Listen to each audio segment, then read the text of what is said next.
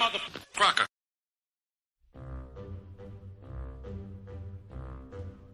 The Jell-O Program, starring Jack Benny with Mary Livingston and Phil Harris and his orchestra.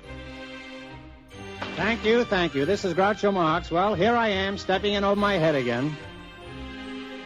With Fibber McGee and Molly. Folks, this is just as new to me as it is to you. Hello? Hello, Mr. Benny. This is Rochester. The Great Gildersleeve. Well, what an original greeting. Hello and welcome to another week of comedy, funny, haha, on Dwayne Old Time Radio. One thing, please subscribe to my channel. If you enjoy what I'm doing, subscribing is 100% free. Also, one more thing, if you have a few seconds or 1 minute, please leave a review on your preferred podcast service, especially if you're on Apple, Spotify, or really just your preferred podcast service. Thank you and hope you enjoy. The Great Gildersleeve returns with their 6th episode, investigating the city jail. October 5th, 1941. Kraft presents The Great Gildersleeve.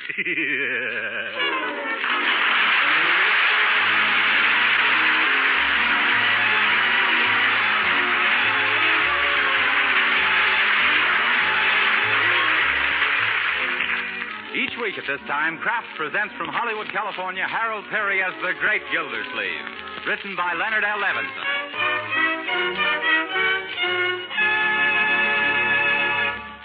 We'll hear from The Great Gildersleeve in just a moment. But first, here's something I'd certainly be puzzling about if I were a housewife these days, and that's the problem of how to serve my family all the wholesome, nutritious foods they need and still keep within my budget. Well, here's one way to help solve that problem, and it's a mighty pleasant way, too. Yes, for nourishment your family needs, and for flavor they're sure to like. Serve them delicious, economical Parquet margarine, made by Kraft. You see, Parquet margarine is a highly nutritious food that's one of the best sources of food energy.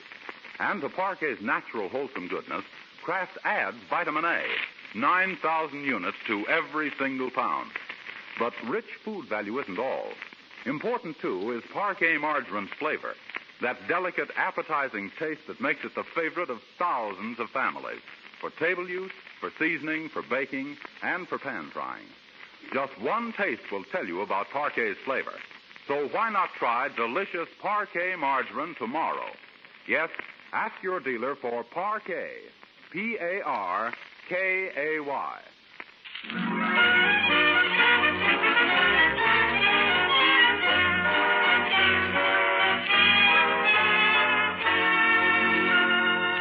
And now let's visit our friend, The Great Gildersleeve.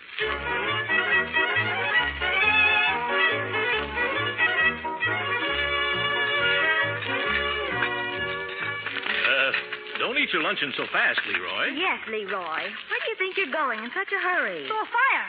Uncle Mort gave me a quarter to burn the leaves. Yes. Say, leaf burning might be a good business for me to go into. Better get outside, Leroy. There's a wind coming up, and you're liable to blow your business right down the street. Okay. Say, did anybody see my sweater? Excuse me while I take the front door. Yeah. Hello, Bertie. Mr. Gildersleeve in? Yes, Mr. Will. He's just finishing lunch. Come on in, Judge. Thank you. Well, hello, Ted. Hello, Judge Hooker. This is an unexpected pleasure. Would you gentlemen care to indulge in a cup of coffee? No, only going to stay a moment. Mr. Wills and I have a little matter we want to discuss with you, Gildersleeve, in confidence. Oh, surely. Let's go into the library. Thank you. Well, Leroy, what are you looking for? My sweater. I left it here somewhere. Yes, on my moose head. That's no place for a sweater. I put it in your room. Thanks. Oh, hi, Judge Hooker. Hello, Ted. Now, Leroy. Say, who do you think's going to win the game tomorrow? Leroy, we've got some business to talk over. Now, please imitate a priority and make yourself scarce. 23 skidoo. 23 skidoo. Yes, scram. I get you. 23 skidoo. Must be a new kind of jive. Wait till I spring that one on the gang. Jive. Well, now that we're alone, let's get to the point. Yes, let's get right to the point, Judge. What is the point? Well, Ted tells me that you're interested in civic and municipal affairs. Yes, I am. It was Thomas Jefferson who said, or was it Benjamin Franklin? No, it was Thomas Jefferson who said... What did he say? Well, whatever it was, you can be sure it was right to the point, Judge. We've got an organization here in Summerfield, Gildersleeve, known as the CGA. Yeah? We strive to make our city a finer and cleaner place to live in. And now that you've become a resident of Summerfield, we want you as a member. Well, that's a great honor. I'm not sure that I deserve it, Judge. By the way, what is the CGA? The Clean Government Association, TP. Oh. I suggested that you were just the man to add the proper weight. Yeah?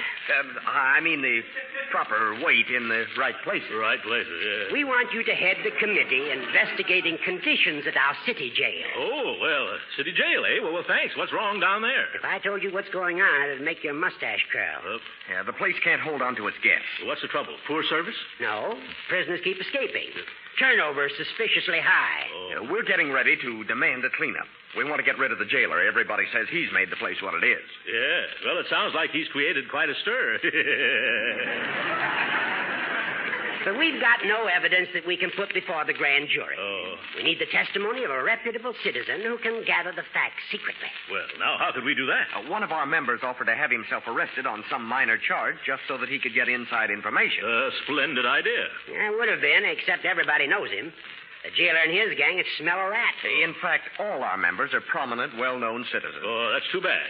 Would have been a peachy plan. Well, if there was some good, substantial citizen who was new here in Summerfield. Yes, who wouldn't be recognized when he broke some petty law and landed in jail. Oh, that's right, a new man.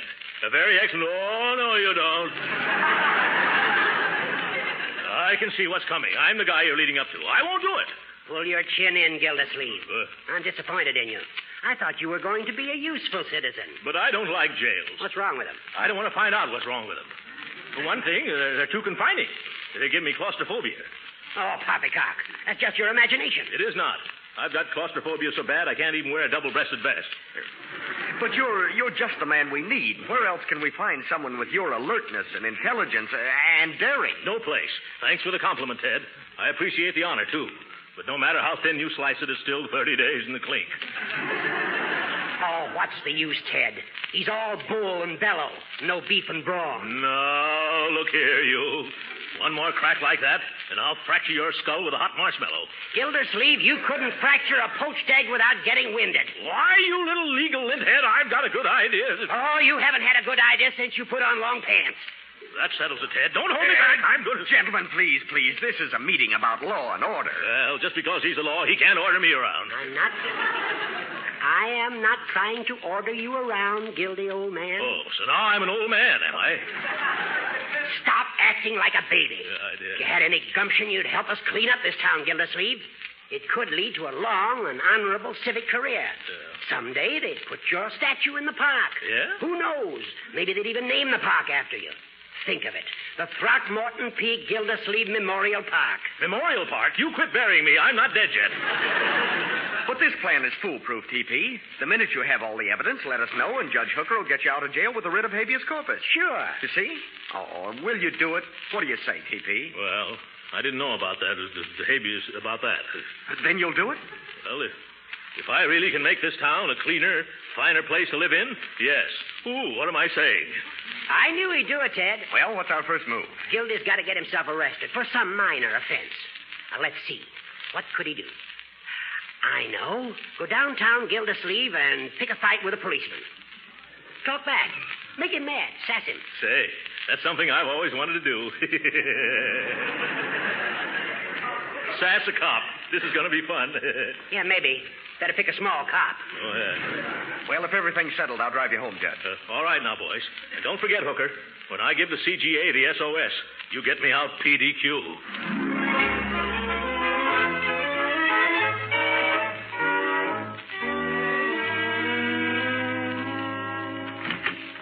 Well, children, how do you like your uncle's new fall outfit? Why, Uncle Mort, you look like a tramp. Yeah, and what's the idea of the dark glasses? I'm going downtown to have myself arrested. What's the matter? Lose a bet on the Dodgers? No, Leroy. I'm only doing this to help make Summerfield a finer, cleaner place to live in. Not going to jail? Yes. Now, don't tell a soul, but I'm going there to investigate conditions for the Clean Government Association. Oh, I didn't understand. Oh, don't you get it, sis? Unc something like a G-man. Yeah. Oh, boy, wait till I tell the gang. Leroy, if one word leaks out about this, I'll be thrown right out of jail. Oh, gee, Unc, I wouldn't want that to happen. Yeah. I'll keep quiet. But I still don't understand why you're wearing those terrible-looking old clothes. Yeah, boy, is that a corny outfit. It's a disguise, Leroy. Do you like it? It's an old sack suit. Sack suit, huh? Looks like I forgot to take out the potatoes. Yeah. Well, it's 7 or 8 years old, Leroy. I wonder if suits fitted tighter then or if I've expanded. You shouldn't wear those pants, Uncle Morse. Huh? You can't stand up in jail all the time. Yeah. Excuse me, Miss Marge. Who that man? What you want with these children? Go away, you tramp. Take it easy, Bertie. It's me, Mr. Gildersleeve. You sure? Why, of course. Well, you done frightened me from here to Christmas. What you doing dressed up like a scarecrow, only not so skinny? Well, Bertie, the truth of the matter is... Oh, don't tell her, Uncle Morse. You know how women are. They can't keep a secret. Yeah. She'll be telling it all around town before you even get to jail. Jail? Who's going to jail? You, Mr. Gildersleeve? What for you going to the pokey? Pokey? What did I tell you? She's starting to broadcast already. Leroy, you spill the beans yourself. What beans? Now, what's going on around here? Oh, Margie will explain to you later, Bertie. And meanwhile, if you just keep quiet and don't mention this to anybody, I'll be able to get any jail without any trouble. You will? Yes. Well, there's a lot of things I could say at this point, but I'm just going to keep my mouth shut. Oh, run along, Bertie. I'll try to explain to you later on. If I ever find out myself. Yeah. Okay, but I got a feeling in my bones, and it ain't rheumatism. Yeah. Well, what do you think, children? Do I look shabby enough? Sure, you look pretty good. That is, pretty bad, pretty good. Don't you think so, Marge? Well, I don't know. There's something that doesn't quite fit in with the rest. Oh, yes, your mustache. That's it. Now, see here, Marjorie. I'm not going to shave off my mustache, even if it means I won't be able to get into that jail. Oh, you needn't shave it. Just trim it a little so it won't look so dapper. No. Yes, now, come on. Here's a pair of manicure. Nothing doing, Marjorie. Don't you dare touch a hair. Hold his head, Leroy. Okay, sis. Hold still, Unc. Oh, Leroy, stop that. Quit. Cut it out, children. Unc. Hold on. It's taken me years to stop, Marjorie. You'll ruin the shape. Hold still, Unc. Stop it. Leave my mustache alone. Oh, that's my nose you're trimming.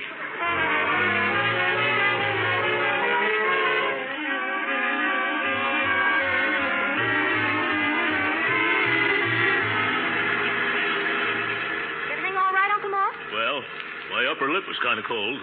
Keep it stiff, Uncle. It looks great. Yes. Say, is it all right if we stick around and watch you get arrested? I should say not.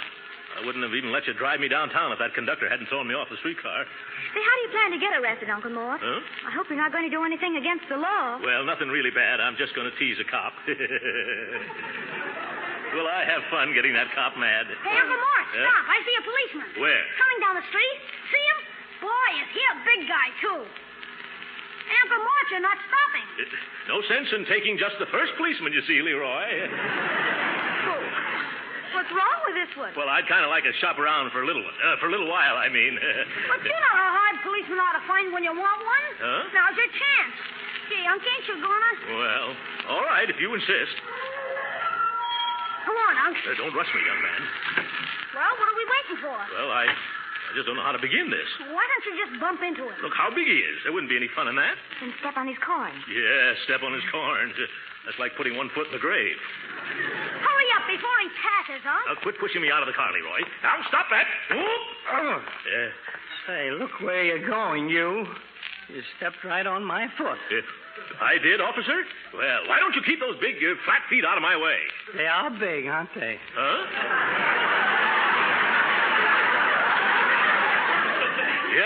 Yes, they are big. And clumsy, too. That's true. You know, I have the worst time with them, especially when I dance. I'm not interested in your waltzing dogs. Now, out of my way before I get tough. Oh, don't shout. I've got a splitting headache as it is. Oh, you have? I'll shout if I want to. Yes, by George, I'd like to see you stop me. Now, really, mister, if you're going to create a disturbance, I'm not going to stand here and take it. You're not, eh? What are you going to do? I'm going home to bed. Oh!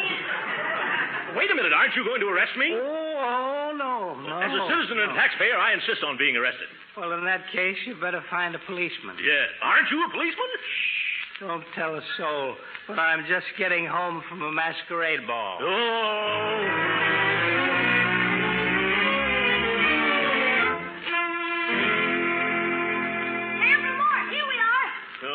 I wish you two children would stop following me around. You're just a jinx. Oh. No matter what I try, I can't get myself arrested. Well, did you walk on the grass in the park and pick the flowers like I told you to do? Yes, but that didn't work. Well, you should have waited till you saw a policeman. I did, and all he did was wink at me. How about jaywalking? They're arresting people for that these days. I tried jaywalking right on a busy street. What happened? A couple of big trucks just missed me and ran into each other. And the officer didn't arrest you? No, he was too busy separating the truck drivers. I even tried to steal a mounted policeman's horse. That should have landed you smack in the hoose gout. Well, it would have, except this was a burglar-proof horse. What do you mean? He just sat down in the gutter and refused to move. Oh, maybe you better give up, Uncle Mort. No, sir. I'm just as stubborn as the police department. I'm going to jail this afternoon if it takes me all night. Unc, I've been thinking. I know what'll do the trick. What is it, my boy? What is it? You see that pile of bricks? The bricks? Yes. And see all the pretty store windows? Oh, Leroy, I don't want to hurt those shopkeepers. Okay, then, how about that row of empty stores across the street? You couldn't hurt anybody there. You're a bright boy, Leroy. Now, you children go back to the car and pretend you don't know me. All right. So long, Uncle Mort. I hope you make it this time. Yeah, thanks. Better take an armful in case I miss. Well, here goes. It doesn't seem to attract any attention. I better try again. What kind of a neighborhood is this? Well, I'll wake him up this time. This is fun.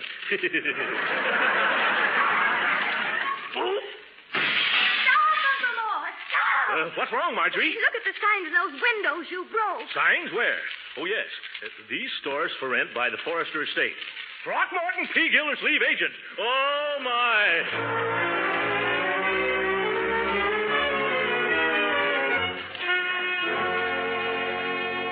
Now, go on, Unc. Here comes a guy. Yeah? Do as I told you, and they can't keep you out of the coop. Oh, but this is ridiculous, Leroy. I'm a little embarrassed. I'll get stage fright. Well, you said it was for a worthy cause. I'll be waiting, Unc. I don't like this.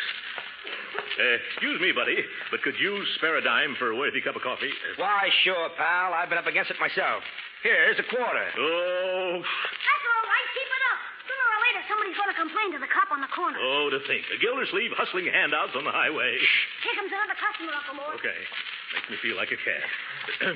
Pardon me, lady, but could you spare a dime for a cup of coffee? Why, you poor man, I'll do better than that. I'm going to take you to the nearest restaurant and buy you a nice hot meal. But, madam, I've had my luncheon already. I just forgot to drink my coffee.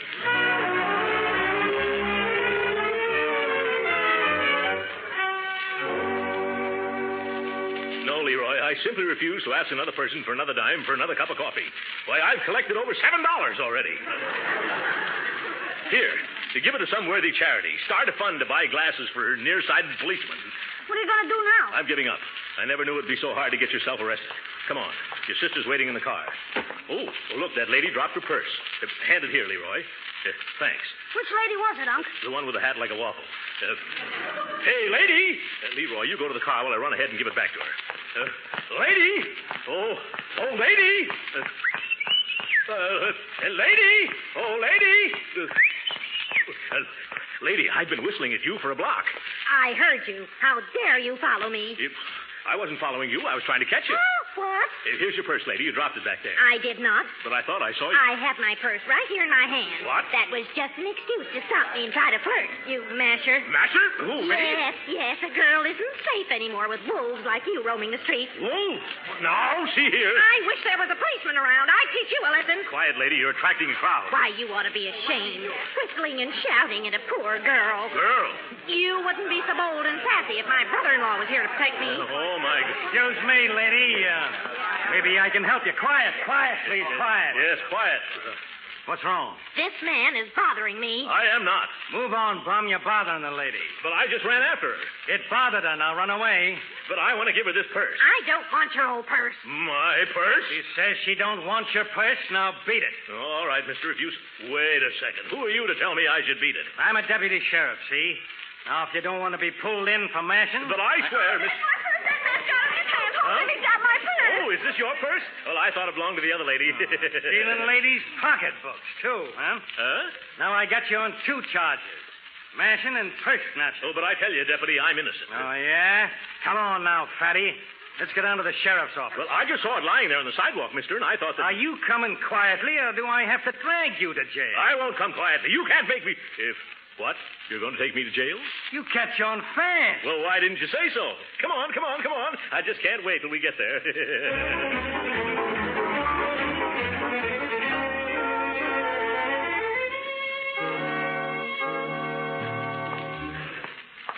In here, fatso. If that's so. Come on, step in there. You think I'm going to carry you across the threshold? No. I'll walk. Hey, Spud, you got a roommate. Show this guy the ropes. Sure. Well, make yourself at home, Bunky. What's your name? Gildersleeve. Throckmorton P. Gildersleeve. Boy, did you pick yourself a phony moniker. What? Nobody'd ever believe that one. But I assure you, sir, that's my name. Look here, Spud. I don't want to stay around here a moment longer than I have to. Who does? How's the chances of getting out? I don't know. You got a good lawyer? No. I mean, how's chances of escaping? You mean take it on the lam? Well, if you want to be technical, yes. Not a chance in the world, Bunky. This joint is airtight. Shh. But I've heard otherwise. Sure, so did I. But I'm still here. What? Why, I bet I tried everything. And I know all the tricks. You do? Yeah. That's why I'm here. Oh. On account of busting out of all the other joints. But I was told that lots of you robber chaps got free. Then somebody gave you a bum steer, pal. Huh? Why, this is the place that gave him the idea for Alcatraz. Oh, my goodness. Nobody's ever cracked this jug. Oh, I can hardly believe that. Oh, no? Huh? Well, I'll show you. Hey, deputy. Yeah? What is it, Spud? Anybody ever escape out of this cooler? No, nobody's ever escaped out of this cooler. Oh. Hey, Gildersleeve. Yes, sir? You got visitors. Oh, thank you. Come on. A fine mess Judge Hooker and Ted have gotten me into. The hot cooler. Hello, children. Are you all right, Uncle? Gee, you made it after all, didn't you, Unc? How did you manage to do it? Oh, it's a long story, Marjorie. Remind me to tell it to you some cold winter night when we've got nothing better to do. Now, I want you to get a hold of Ted and Judge Hooker. Yes? Tell them that their information was all wrong. Nobody's ever escaped out of this cooler. You mean you've just been wasting your time? That's it exactly, Leroy. Now, you tell them to get me out of this rabbit hutch quick like a bunny.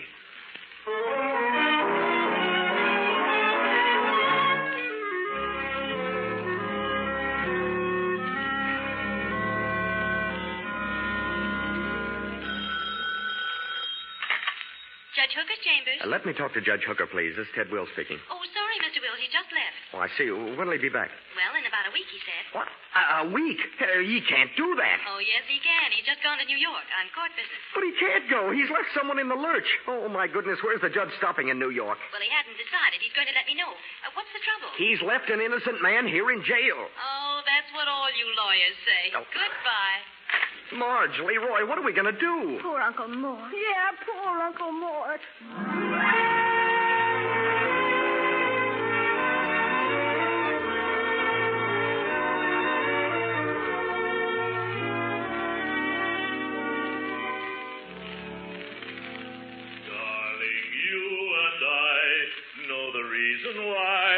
I'm going to get out of this jail by and by. Oh, stop it, Throckmorton, stop it. That's all you've been doing all day long. What are you so cheerful about? You'll soon see, Spud. I'll be out of here quicker than you can walk across this cell. Yeah, well, cut out that singing. I'm punished enough without that. I can't help it. I'm so happy about leaving this place, I've just got to sing. Darling, you and I know... Hey, Gildersleeve. Huh? You got a visitor. Oh, you see, Spud? What did I tell you? Thank you, Deputy. Darling, you and I know the reason why I'm such a happy guy. Oh, well, hello, Bertie. I'm glad to see you. Where is everybody? They was afraid to come down, Mr. Gildersleeve. Afraid? What were they afraid of? Afraid of you. They sent me down to break the bad news. What bad news? Judge Hooker done forgot all about you and went to New York for a week. What? Yes, sir. I told you something bad was going to happen. He can't do this to me. Bertie, did you ring me a habeas corpus? I'm sorry, Mr. Gildersleeve. All I brought you was a roast chicken. I don't want a roast chicken. Hey, I do want a roast chicken. Where is it? The man at the door, he done took it away from me. Why, that petty chiseler. But I don't think he's going to enjoy eating it. Why not? I stuffed it with some little sauce, some fries, and a little gun.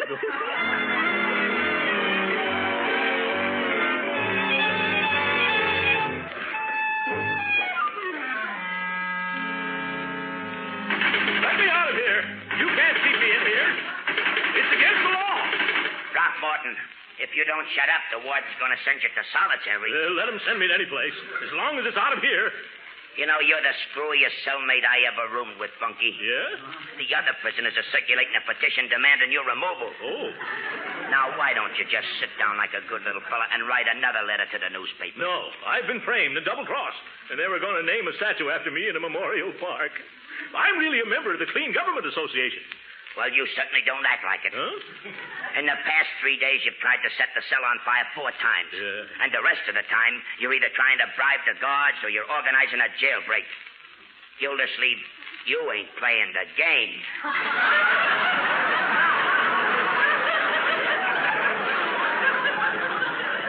I don't want to play any games. I just want to play the anvil chorus on a certain judge's head with a baseball bat.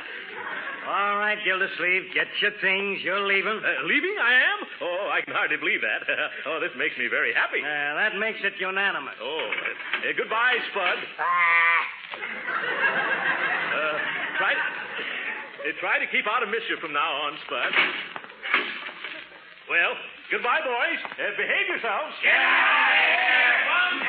Yeah, glad to, Bum. Uncle Mort, you're free. Oh, hello, children.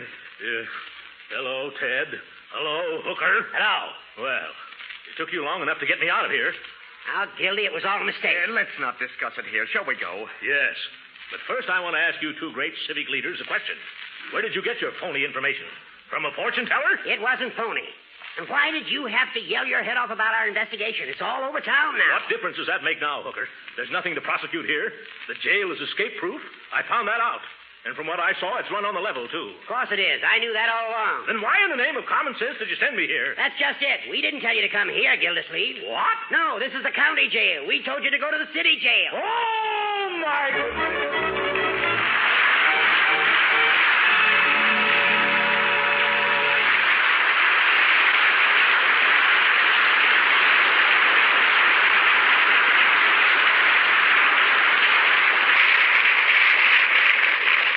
Gildersleeve will be with us again in a few minutes. But right now, I wonder how many of you housewives baked a cake or some cookies yesterday for your Sunday dinner today. A lot of you did, I'm sure, because there's just nothing like that real home-baked flavor. Well, here's a hint for the next time you bake. For luscious extra flavor in cookies, cakes, or pastries, use delicious Parquet margarine for the shortening. You see, Parquet margarine is a genuine flavor shortening, not just a bland, tasteless fat. Yes, the same delicious flavor that makes Parquet grand for table use makes it marvelous for baking, too. And that's why so many women also use Parquet margarine for seasoning hot vegetables and for pan frying. But whether you use Parquet margarine at the table, for seasoning, for baking, or for pan frying, you're adding valuable nourishment to your family's diet. And every pound of Parquet contains 9,000 units of vitamin A. And remember, good as Parquet tastes and nourishing as it is, Parquet is so economical, you can use all you want. So why not join the thousands of Parquet users and order a pound or two tomorrow? Just ask for Parquet, P-A-R-K-A-Y. It's the margarine that's made by Kraft.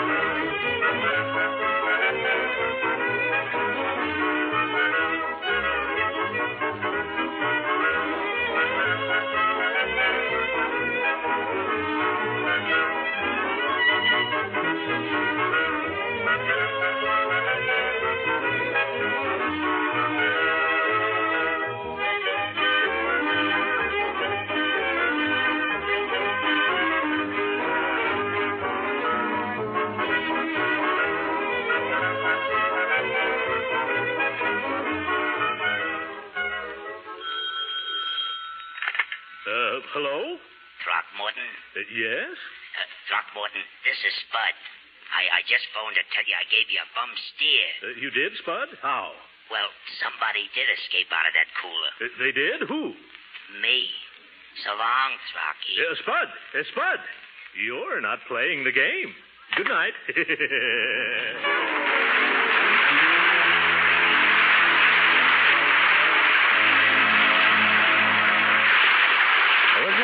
heard on this program was composed and conducted by William Randolph. This is Jim Bannon speaking for the Kraft Cheese Company and inviting you to be with us again next week at the same time for the further adventures of the Great Gildersleeve. This is the National Broadcasting Company.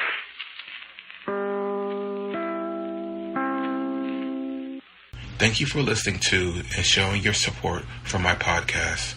If you would like to receive notifications of when new episodes are posted, please subscribe to my channel. Subscriptions are 100% free, and they really help me get an idea of how I'm doing. Well, hope you enjoyed, and until next time, stay safe, wish you well, and as always, peace.